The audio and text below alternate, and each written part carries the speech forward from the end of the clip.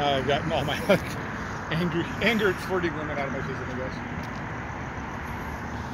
You can try. Yeah. All right. What's the worst going to happen? This is the podcast where me and Ryan try and get killed by jaywalking. Oh shit, we are going to get killed. Man, if we get killed, the fucking ratings will be through the roof. If we could just killed on camera. You just have to stay conscious long enough to send the podcast. Who's going to edit it? Did you ever edit these? Well, in a sense, I combined them with an image and put it up on YouTube. Oh, I see. Well, it's like,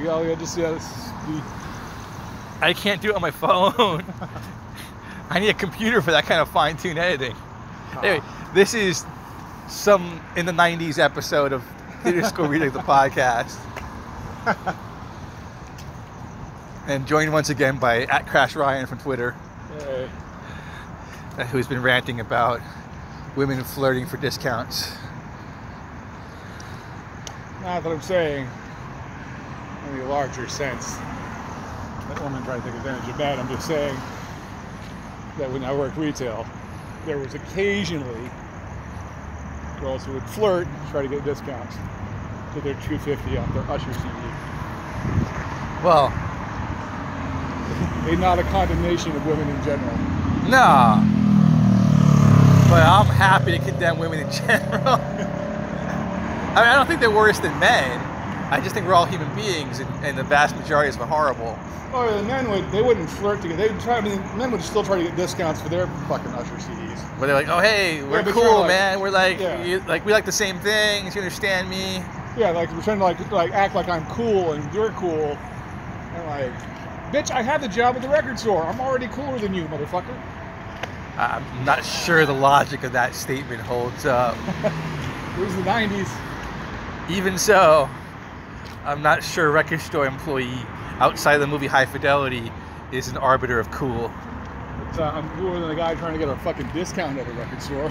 That's true. There you go. Well, it depends what his job is. I don't know what his job is. He might just be a guy who's always trying for a discount. Like, maybe he's actually like makes me cooler by default. What if he like jumps out of planes for a living? He's like he jumps out of planes for a living. He's not trying to get $2.50 off Usher CD. Some people just always try to get the discount. Like, some people's always bargaining. It undermines his cool if that's what he's doing. It does undermine his cool, but he would still have a cooler job if he happened to be an aviation survivalman for the Coast Guard. Or like a Navy SEAL or something. One of those guys from the middle of the road gang tried to get me to let him into a $2 movie for free. The middle of the road gang. Yeah. For those of you who don't remember, that's a callback. I don't even know if that's actually up on any other previous podcast, but we have talked about. We didn't even finish the story about why they're called the middle of the road gang. We're referencing episodes that may or may not be up. That's a callback that doesn't exist. Yeah, well, we didn't finish the story. We got distracted. Our audience has not emailed us with all the questions about, can you tell us more about the middle of the road gang? You know, they weren't a gang that was neutral. They weren't a gang that was undecided. They were a gang of nerds who walked down the middle of the road. Because that meant you were tougher. That meant you were tougher. Because you weren't to the left or the right where people could pass you by. They had to move out of your way. Around you. Yes. On a fucking suburban street. And it was the nerdiest, like... And yet not the obstacles, not the immovable objects, not the tidal wave or tsunami. They couldn't even call themselves median. It was the middle of the road gang. They said it to me with a straight face. See, if I was going to be a gang called medians, I think it'd be like mathematical, and we'd be like, right. We're not math nerd gang. We're not the toughest gang, and we're not the weakest gang. There's exactly 50% of the gangs in here are both stronger and weaker than we are.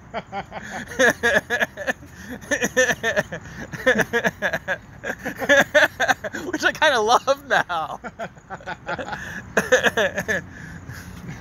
We're not an average strength gang.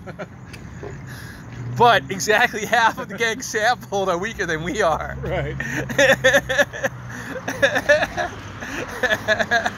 We have lost exactly half of our fights. We are clearly the median strength band. But we are not the arithmetic mean. That's a different gang. They control the south side over there.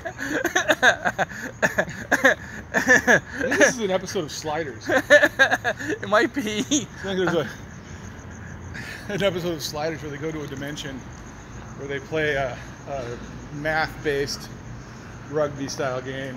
Oh, I think I saw like 5 minutes of that because I saw the reference, but I didn't watch the whole episode. Yeah, it was as badly conceived as every fake sport is.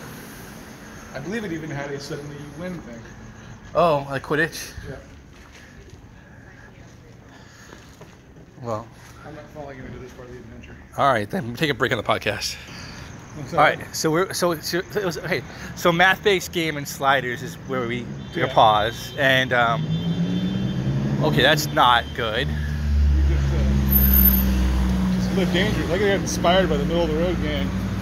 He's gonna go the opposite direction guy gang in his van. But like I do think that we could have like reality shows that glorify science and math. The closest we get is fucking nerdy trivia with Jeopardy. No, with reality shows, they can glorify freaking baking to make baking seem like cool and hot. You tell me you can't make math and science seem hot? Are there hot math and scientists? Whoops. Well, it's not like bakers are hot. No, but cakes are. Well, yeah, but like you could have them design robots or miniature bridges or something. Well, like battle bots. Yeah, but the emphasis there is on the bots. Like, well, yeah, I think, it is. But I think if you did like a reality style show and it was all about the drama, because this is social engineering, right? Is it we want people to be like, hey, what career should I pick? I should go to be a mathematician or a scientist, not like I should try and be an actor or a singer. I think shows like BattleBots and Junkyard Wars and stuff like that sort of inspired a generation of makers. That's maybe true, but like, I love Junkyard Wars. That was fun. Haven't seen it. I've only seen a couple of BattleBots because all the bots look exactly the same. And they didn't really go into like the background of like the people who were making them. Like I thought they missed opportunity there. Like you had to build the human drama.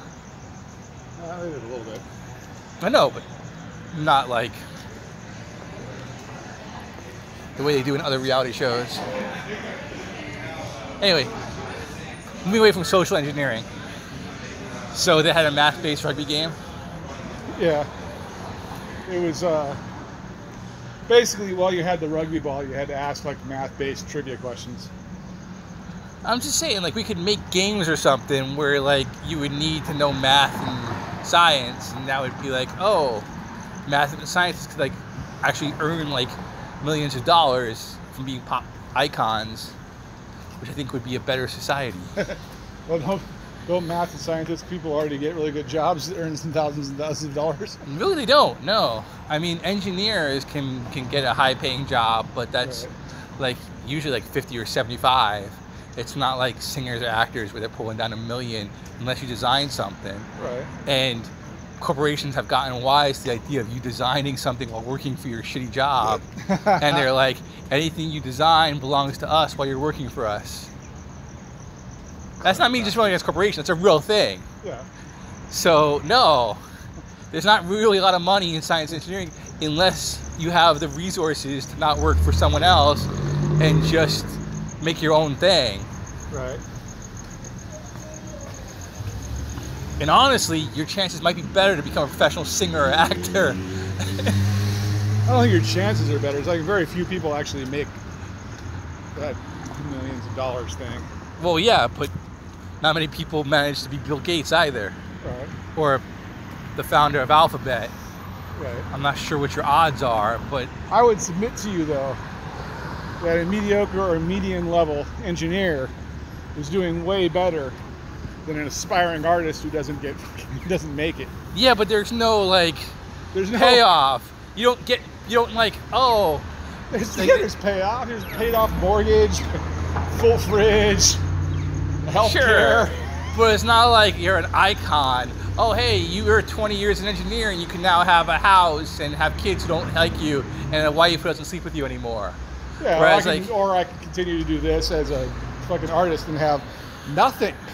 Literally nothing. Yeah, but when you do succeed, everybody across the globe knows who you are. Right. I think that the same percentage of people who succeed at what I'm doing are the same percentage of people who become Bill Gates or fucking... I don't think so, but like, you know, there's like one Bill Gates, but there's like 15 There's one Bill Gates, there's one Elon Musk, and there's one Bezos. Sure, but how many male actors are there? How many actresses are there that are like, internet known or worldwide known?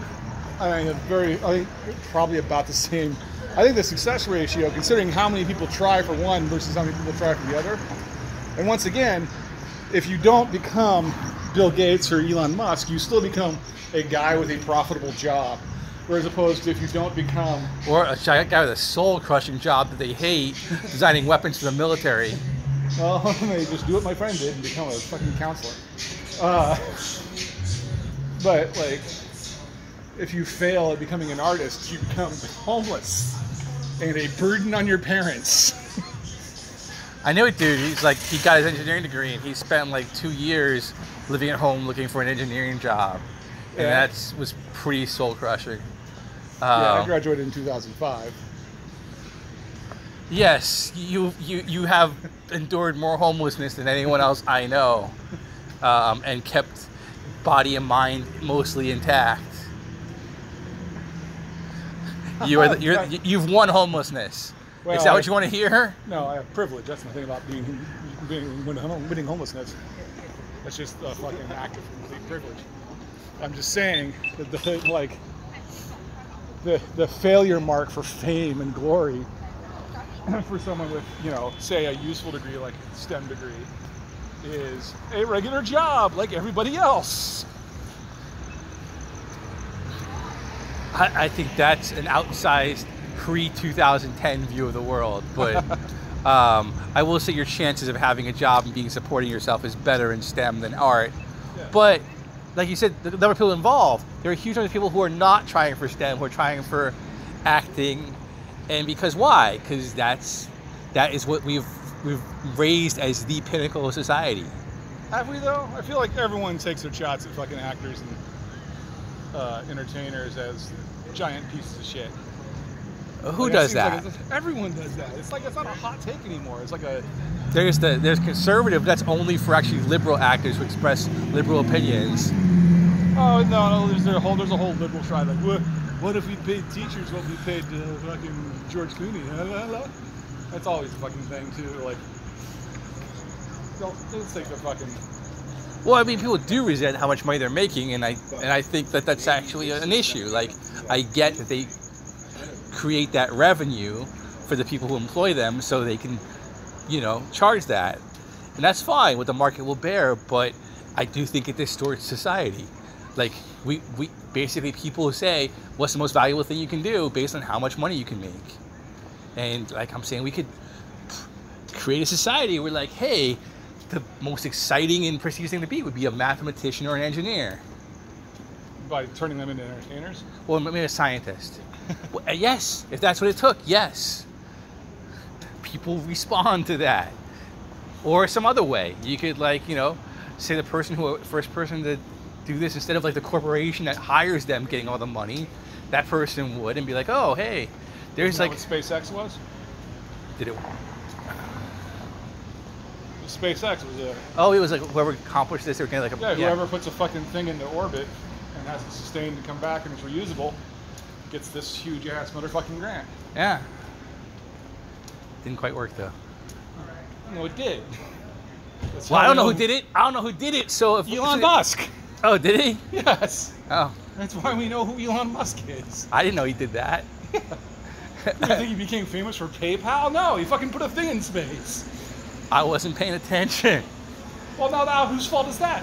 Your whole system doesn't even work because they did exactly what you said and you didn't even pay attention to it. So we already know your system doesn't work. That's a one-off. If they'd done it like 100 times, I'd probably know. Multiple times. What, SpaceX? Yeah, SpaceX. No, I mean we have more than one. You have more than one problem to solve. Anyway, me and Ryan are just yelling at each other right now. It just can't be entertaining. So more than one. Like SpaceX actually spawned a series of those kind of events. Well, somebody is paying attention to what I've been ranting about. Because I've been ranting about this for years. Anyway, that's our podcast for today. Join later and see if we've actually put up the other episodes referencing the Middle of the Road Gang.